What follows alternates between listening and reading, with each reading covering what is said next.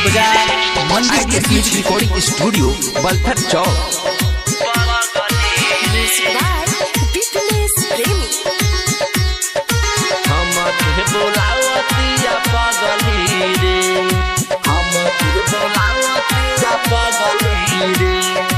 गाल में लगा के पेयर लभली रे, हम के बोलावतिया पगली रे।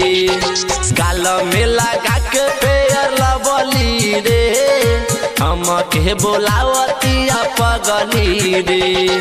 16 के उमिरिया पतली कमरिया, नाम हटे कादुने कर कजली रे।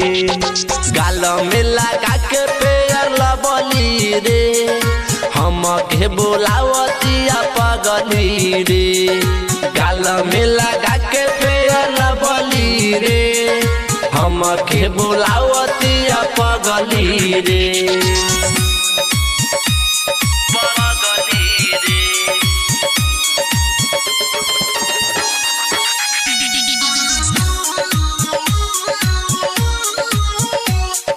बिट्टू डीजे मलाही बाजार मंदिर के पीछे।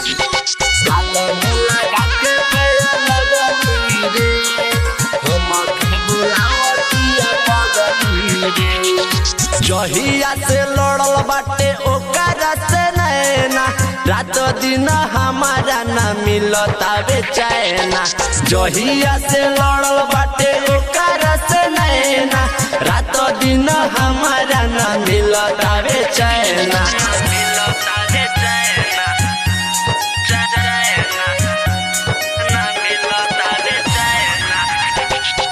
जहिया से लड़ल बाटे एकरा से नैना, रात दिन हमारा न मिलता बेचैना। एकरे चक्कर में बेची सब झीरे, हम के बोलावतिया पगली रे। गाल में लगा के पेयर लभली रे, हम के बोलावतिया पगली रे। गाल में लगा के पेयर लभली रे, हम के बोलावतिया पगली रे।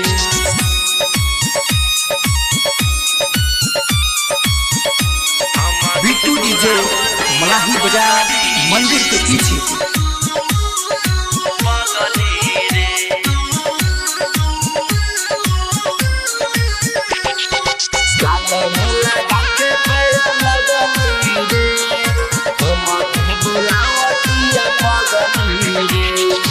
रंजित राही से नजर मिलवलस, जुगुल बिहारी के कबो नाची खवलस। बुलेट राजा से नजर मिलवलस, जुगुल बिहारी के कबो नाची खवलस।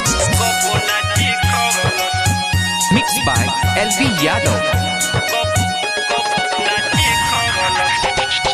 राइटर अशोक जी से नजर मिलवलस, परदीप रसीला के कबो नाची खवलस। एकरे फेरा में जान निकली रे, हम के बोलावे हमर पगली रे। गाल में लगा के पेयर लभली रे, हम के बोलावतिया पगली रे।